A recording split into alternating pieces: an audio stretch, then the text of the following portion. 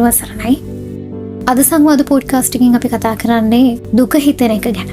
අපිට නිතරම දුක හිතෙනවා. අපි පුංචි දෙයකටත් අපේ හිත රිද්ද ගන්නවා, තැවෙනවා, පීඩාවට පත් වෙනවා.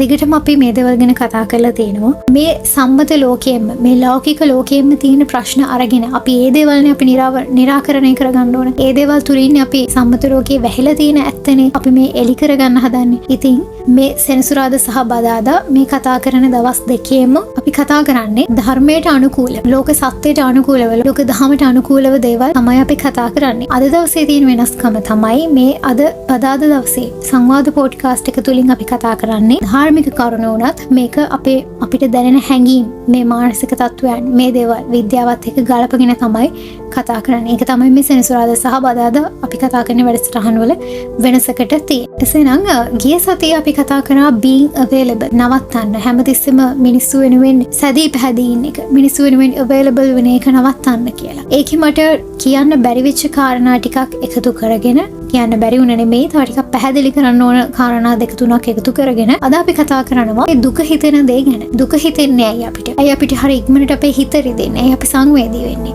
මේක එක්තරා හැඟීමක් කියන දේ අපිට තේරෙනවානේ. මේ දුක දැනෙනවා කියන එක හැඟීමක්. අපි හරියට සංවේදී වෙනවා. පුංචි දෙයකටත් කඳුළු වෙනවා. හැම දෙයකටම අපිට හරි තැවීමක් ඇති වෙනවා. හරි පීඩාවක්. මේ දුක කියන එක පීඩාවක්. ඒක මානසික පීඩාවක්. මොකද දුක කියන දෙයට, කඳුළු කියන දෙයට, මේ අඬන්න කියන දෙයට අපි කැමති නැහැ. ඒක අපි අකමැති දෙයක්. අපි නිතර අඬාගෙන ඉන්න දුකටපත් වෙන්න අපි කැමති නැහැ. දුක් පීඩා කියලා නම් අපි කියන්නේ. ඉතින් මේ දුක කියන්නේ පීඩාවක්. මෙන්න මේ දේ මුලින්ම තේරුම් ගන්න ඕන. එතකොට අර කලින් අපි ගිය සතියේ කතා කරපු දේත් එක්කම අපි මේ මිනිස්සුන්ගෙන් වෙනස් වෙනකොට, මිනිස්සුන්ගෙන් ඈත් වෙන්න යනකොට, කියන්නේ අපි ඈත් වෙනවා කියලා කියන්නේ අපි මේ ලෝකයේ ඇත්ත තේරුම් අරගෙන අපි වෙනස් වෙන්න පටන් ගන්නවානේ. අපි මේ සමාජයෙන් ඉවත් වෙන්න පටන් ගන්නවානේ. ලෝකයේ අපි මේ සමාජය තුල පොඩ්ඩක් හැංගිලා වගේ ඉවත් වෙලා වෙන් වෙලා ඉන්න උත්සාහ කරනවානේ. මෙන්න මේ අවස්ථාවේදී එහෙම නැත්නම් තව දෙයක් වෙන්න පුළුවන්. ඔයා මිනිස්සු දැන් ඔයත් එක්කටම හිටිය මිනිස්සු. යම් අපි හැමදේම දැනගෙන ඉන්නේ නැහැනේ. අපි මොනවාම හරි ක්ෂේත්‍රයක වැඩ කරනවා නම්, අපි ඉගෙන ගන්න තැනක, අපි මොකක් හරි අධ්‍යාපනය හදාරන තැනක නම්, ඒ වගේ තැන්වලදී දැන් මුලින් අපි දේවල් දන්නේ නැති වෙලා අපිට ඒ මුල අවස්ථාවේ ඉඳන්ම උදව් කරපු කට්ටිය අපිත් එක්ක ඉන්නවා. එයාලා අපිට උදව් කරා. අපි ගොඩක් අයගෙන් උදව් ගත්තා. එහෙම කරගෙන අපි කාලයක් එනවනේ තනිව ගොඩ නැගෙන.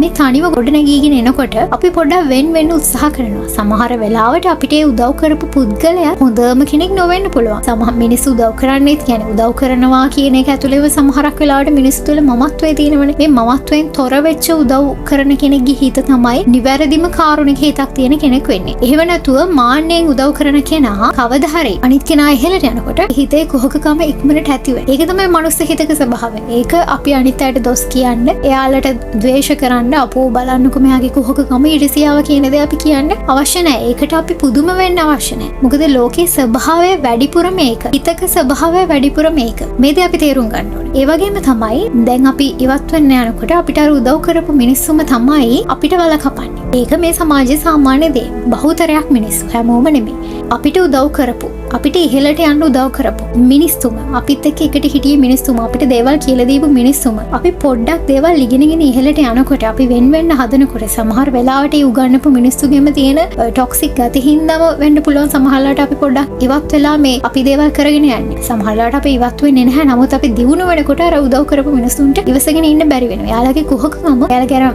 මාන්නයත් එක්ක එයාලා උදව් කරපු ඒ හැඟීම, මමත්වයත් එක්ක කරපු ඒ හැඟීම එළියට එන්න ගන්නවා. එයාලගේ ඇත්ත ස්වභාවය පේන්න ගන්නවා. අන්න එතකොට මේ මිනිස්සු අපිට කරන දේවල්, මේ මිනිස්සු කරන අපිට ඊර්ෂ්‍යාකම්, කුහකකම්, මේ දේවල් එක්ක අපිට ෆේස් කරන්න හරි අමාරු වෙනවා. අපි හිතන්න ගන්නවා ඒක තමයි මේ ස්වභාවය. ඒක මේ ස්වභාවය කියන දේ තේරුම් ගන්න ඕන. ඒකත් එක්ක අපි දුක් වෙන්න ගන්නවා. අපි හිතනවා ඇයි මේ මිනිස්සු මෙහෙම කරන්නේ කියන දේ හිතන්න ගන්න. ඒකට අපි කියන දේ තමයි අපි ගිය සතියේ කිව්වා හොඳ මිනිස්සුන්ට හැමතිස්සෙම සමාජයෙන් නරක දේවල් එනවා වැඩි. හැමතිස්සෙම අපිව හිර කරන්න හදනවා. හැමතිස්සෙම මේ හොඳ මිනිහටම තමයි හැමෝම ගහන්නේ කියලා කියනවා. ඒක සාමාන්‍ය දෙයක්. ඔයා හිතුවට ඔයාට විතරයි වෙන්නේ කියලා නැහැ. මේ ලෝකේ හැම මනුස්සයෙක්ම මිරිසියාකාරව ඉන්නවා. කුහකකම් කරන අය ඉන්නවා. වල කපන අය ඉන්නවා. උදව් කරපු මනුස්සයාම ආයෙ යාට පල්ලෙහාට වැටෙන තැනට වැඩ කරනවා. තමන්ගේ සහෝදරයෝ, තමන්ගේ දෙමව්පියෝ පවා මේ වගේ ස්වාමි පුරුෂයා බිරිඳ දරුවෝ පවා මේ වගේ දේවල් කරනවා. ඉතින් මේක මූලිකවම හිතන්න ඕනේ. ඒක බැඳීමකට යන්න හොඳ නෑ. මගේ අම්මා වෙලත් මට මෙහෙම කරානේ. මගේ දරුවෝ වෙලත් මට මෙහෙම කරා. මගේ සහෝදරයා වෙලා, මගේ හොඳම යාළුවා වෙලා මට මෙහෙම කරා කියන ඒ හැඟීම නෙමෙයි හිතන්න ඕන. මේ හිතක් මේක වෙනස් වෙනවා. මෙන්න මේ ඇත්ත ස්වභාවය තේරුම් ගන්න ඕනේ. බුදුන් වහන්සේ දේශනා කළා තියෙනවා මේ ලෝකයේ පවතින්නේම දුක මත කියලා. දුක්ඛෝ ලෝකේ පතිට්ඨිතා. මේ ලෝකයේම පවතින්නේ දුක මත. ඉතින් එහෙම එකේ අපිට කියන්න පුළුවන් ද ඇයි මේ මටම මෙහෙම වෙන්නේ? ඇයි මටම මිනිස්සු මෙහෙම කරන්න කියන දේ. අපි එහෙම හිතන එක සාධාරණයිද? මේ ලෝකයේම තියෙන දුක මත නම්. මේ ලෝකයේ දුකක්. මේ දුක මත තමයි මේ සියලු දේ පවතින්නේ. දුක උඩ තමයි අපි මේ පිණුම් ගහන්නේ. මේ දුක පෙනි තමයි මේ මරණය පෙනි තමයි මරණය නෙමෙයි දුක. මරණය විතරක් නෙමෙයි මම මේ දුක කියන්නේ.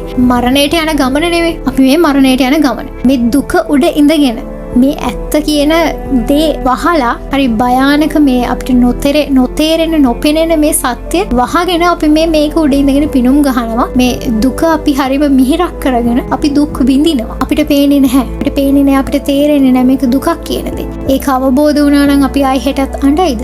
ඇත්ත දේ තමයි මේ ලෝකයේ ඔයාට විතරක් නෙමේ මිනිස්සු වල කපන්නේ. ඔයාට විතරක් නෙමේ දේවල් වෙන්නේ. මේ ලෝකයේ හැම මනුස්සයාටම මේ දේවල් වෙනවා. ඒ වගේම ඔය නරකයි කියලා කියන අපිට පේන ඉරිසියාකම් කරන කුහකකම් කරන මේ හැම මනුස්සයා තුලම තියෙනවා එක පොඩි හෝ හොඳ ගතිගුණයක්. ඒ හින්දා අපිට කවුරු හරි ද්වේෂකම් කරනකොට ඉරිසියාකම් කරනකොට හිතන්න ඕන දෙයක් තමයි මේ මනුස්සයා මොනවාම හරි උදව්වක් මට කරලා තියෙනවා. එහෙම නැත්තම් හිතන්න මට උදව් නොකර වුණත් මේ මනුස්සයාගේ පොඩි හරි හොඳක් තියෙනවා ඇතිනේ. අන්න ඒ ගතිගුණය එයාගේ තව වැඩෙන්න ඕන කියලා අපි හිතන්න ඕන. අපි හැමතිස්සෙම නෙගටිව් පැත්තම හිතන්න ගියාම අපිට නිතරම මේ දේවල් එන්නේ. දැන් අපි ඉරිසියාකම් කරන අපිට දොස් නගන අපිව දුකටපත් කරන කවුරු හරි කෙනෙක්ින්ද හරි දෙයක්ින්ද හරිනේ අපිට දුක හිතෙන්නේ. අපිට මේ වෙන කිසිම හේතුවක් නැතුව අපිට දුක හිතෙන්නේ නැහැනේ. මේ හිතට දුක කියන හැඟීම දැනෙන්න පටන් ගන්න නැහැනේ. දුක කියලා දෙයක් නැහැ ඇත්තටම. මේක අපි මේ මොනවාම හරි හේතු ටිකක් පදනම් කරගෙන අපේ හිතට දාගත්ත හැඟීමක්. මෙන්න මේක තේරුම් ගත්තහම පස්සේ තමයි අපි කියන්නේ දුක කියලා දෙයක් නැහැ කියලා. ඉතින් ඕක තේරුම් ගන්න නම් මේ ලෝකයේ තියෙන සත්‍ය ස්වභාවය තේරුම් ගන්න ඕනේ. ඇත්තරම ඇයි මට මේක දැනෙන්නේ? කවුරු හරි කෙනෙක් මැරෙනවා. මෙයා මැරුණොත් එහෙම මට දුක දැනෙන්නේ. ඇයි මට කඳුළු වෙන්නේ? හේතුව එයාගේ මතකයන්. එයාගේ මතකයන් අපි මතක් කර යනවා. එයාත් එක්ක තිබ්බ බැඳීම. එයා වෙනුවෙන් මට කරගන්න බැරි වෙච්ච දේවල්.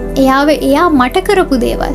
ඒ හොඳ හෝ ආදරේ ඒ දේවල් මතක් කරගෙන අපි අඬනවා. ඔන්න ඒ හින්දා අන්න ඒ තැනදී අපිට දුක හිතෙනවා. ඒකයි වෙන්වීමකදී අපිට දුක දැනෙන්නේ. අන්න ඔය ඇත්ත ස්වභාවය දුකට හේතුව ඇයි මට දුක දැනෙන්නේ කියන දේ යථාර්ථවාදීව තේරුම් ගත්තොත් අපිට ඕක ඇත්තටම ඕක හැඟීමක් කියන දේ නිකන් හැඟීමක් කියන දේ තේරුම් ගන්න පුළුවන් වෙනවා. අන්න ඒකත් එක්ක දුක නැති වෙනවා. ඒ හින්දා මේ මාර්ගය හොයාගන්න ඕනේ. මොකද්ද මේ දුක නැති කිරීමේ මාර්ගය? බුදුන් වහන්සේ දේශනා කරා. ඒ හින්දා මේක අවබෝධ කරගන්න ඕනේ. අපිට ද්වේෂ කරන මනුස්සයාට, අපිට ඉරිසියාකම් කරන මනුස්සයාට, අපිට කුහකකම් කරන මනුස්සයාට, අපිව වටන්න හදන මනුස්සයාට, අපිට හැමතිස්සෙම අපහාස කරන, අපිට නරක දේවල් වලින් කතා කරන මනුස්සයාට අපිට පුළුවන් වුණා නම් කරුණා කරන්න, මෛත්‍රී කරන්න. ඒකම තමයි අපේ ජයග්‍රහණය. එතකොට අපිට හිතන්න අවශ්‍ය නැහැ ඇයි මේ මට මෙයා උදව් කරපු කෙනාව මට මෙහෙම කරන්නේ. මිනිස්සු නිකන් සර්පයෝ වගේ කියලා අපි හිතනවානේ. අපිට උදව් කරනවා, එයාටම ඉවසගෙන ඉන්න බෑ. අපි උඩට යනකොට ඔන්න අපිට දෂ්ට කරනවා. ඒ හින්දා අපි දැනගන්න ඕන මේ මිනිස්සුන්ගේ හිතට ඉරිසියාව එන එක දකිනකොට ඒ දේ තේරුම් අරගන්න. ඒ මනුස්සයාගේ හිතට ඇතිවෙච්ච හැඟීමෙන් පවා, ඒ සිතුවිල්ලෙන් පවා අපි දෙයක් ඉගෙන ගන්න දක්ෂ වෙන්න ඕන. ඒ හින්දා කාගේවත් ඉරිසියාව, කාගේවත් හිතට එන දේවල් අපිට නවත්තන්න හෝ නැති කරන්න බෑ. අපේ හිතට දැනෙන හැඟීම දකින්න ඕනේ. ඒ දේවල් පාලනය කරගන්න ඕන. මොකද මිනිස්සු කරන දේට, කියන දේට අපි දේවල් කරන්න කියන්න ගියොත් එහෙම නැති වෙන්නේ අපිට අපිවම තමයි. ගිය සතියේත් මම කිව්ව දෙයක් තමයි මේ වචන කියලා කියන්නේ එනර්ජිස්. අපි හැමතිස්සෙම නරක දෙයක් කියනවා නම්, නරක සිතුවිල්ලක් වචන කරනවා නම්, සිතුවිල්ල පවා ශක්තිය. ඒ හින්දා මේ වැරදි දේවල් වලට, අනවශ්‍ය දේවල් වලට අපේ සිතුවිලි, අපේ වචන, අපේ ශක්තිය වැය කරන්නේ නැත්නම් ඒක තමයි හොඳම දේ. මොකද නරක කිසිම පළක් නැති දේවල් වලට අපේ එනර්ජිස් වැය කරනවට වඩා හොඳ නැද්ද මේ සමාජයට යහපතක් වෙන විදිහේ දේවල් ටිකක් අපි කරගෙන යන එක. ඒ හින්දා මේ වාගේ වචන නිකරුණේ ද්වේෂ සහගත දේවල් වලට, ඉරිසියාකම් කරන දේවල් වලට පාවිච්චි කරන්න එපා. අනිත් මිනිසුන්ට දොස් පරොස් කියන්න ඔයාගේ වචන, ඔයාගේ එනර්ජිස් යූස් කරන්න එපා. බෑඩ් එනර්ජිස් ඔයා විශ්වයට දෙන්න. අන්න එතකොට ආයෙත් ඇට්‍රැක්ට් වෙන්නෙම ඒ බෑඩ් එනර්ජි එකම තමයි. ඔයා දෙන දේ තමයි ඔයාලට ලැබෙන්නේ. ඒ හින්දා මේක තේරුම් අරගන්න. ඔයාව කවුරු හරි දුකටපත් කරනකොටම, පොඩි හරි දුකක් දැනනකොටම ඔයා හිතන්න මම මේ ගෙවන්නේ මගේ පරණ කර්මය. මම මගේ කර්මය ගෙවලා අවසන් කරනවා. එයා තව කාට හරි දුකක් දීලා එයා තව කර්මයක් ආරම්භ කරගන්නවා. ගනුදෙනුවක්. මේ ගනුදෙනුවක් ඉවර වෙනකොට තව ගනුදෙනුවක් පටන් ගන්නවා. ඔයාගේ ගනුදෙනුව ඉවර වෙනකොට එයා තව එකක් පටන් අරගෙන. ඒ හින්දා මෙන්න මේ ඇත්ත දකින්න මේ ලෝකයේ පවතිනම දුක මත. මේ දේ තේරුම් ගිය දවසට අපිට පුදුම වෙන්න දෙයක් නැහැ. ඇයි මටම මෙහෙම වෙන්නේ කියලා හිතලා දුක් වෙන්න, අඬන්න, වැළපෙන්න කාරණාවක් නැහැ. ඒ හින්දා ඇත්ත දකිමු, ලෝකයේ සත්‍ය ස්වභාවය දකිමු. ඒ සත්‍ය දැක්කොත් විතරයි අපිට මේ සංසාරේ ඉවර කරගන්න පුළුවන් වෙන්නේ. අපි ගුරු ස්වාමීන් වහන්සේ කිව්ව ලස්සන කරුණක් තමයි මේ හිත හොයන්නේ නිවන. මේ හිතට ඕන නිවන. මේ හිත හොයන්නේ ලෝක දහම, මේ සත්‍ය යථාර්ථය. හේතුව කෙලස් ටික අරගෙන, කෙලස් බරිත සිත අරගෙන මේ අනන්ත සංසාරයක් එනවනේ. ඉතින් එච්චර අනන්ත සංසාරයක් මේ සිත අරගෙන එනවා. මේ කෙලස් සහිත සිත අරගෙන එනවා. නමුත් නිවන කියන දේ ඇහුණ, දැනුණ, තේරුණ තැන, අවබෝධ වෙච්ච තැන හරි ඉක්මනට අපි මේක සාක්ෂාත් කරනවා. ඉතින් හිතන්න ඇත්තටම අපේ මේ සිතට අවශ්‍ය වෙන්නේ කෙලෙස් සහිත මේ ලෝකයේද මේ නිවනද කියන එක තේරුම් ගන්න. මොකද කෙටි කාලෙකින් අපිට නිවන පූර්ණේ කරන්න පුළුවන්. නමුත් මහා කාලයක්, අනන්ත වූ කාලයක් අපි මේ සිත අරගෙන එනවා කෙලෙස් එක්ක. නමුත් නිවන කියන දේ ඇහුණ, අවබෝධ වෙච්ච තැන අපි මේ නිවන හරි ඉක්මනට සාක්ෂාත් කරගන්නවා. හරි ඉක්මනට අවබෝධ කරගන්නවා. ඉතින් මේ හිතට අවශ්‍යම නිවන පමණයි. මේ බුදුදහම, මේ සත්‍ය දහම, මේ විශ්වයේ යථාර්ථය කියන දේ තමයි සිතේ තියෙන ඩිෆෝල්ට් මෝඩ් එක. සිතට අවශ්‍ය, සිතේ යථා ස්වභාවය ඒක. අපිට ඒක අපේ හිතට අපි ඒක අමතක කරලා. ඉතින් අපේ සිතට අපි මතක් කරමු අපේ යථා ස්වභාවය මෙන්න මේකයි කියලා. ඔබට නිවනම වෙත්වා. තෙරුවන් සරණයි.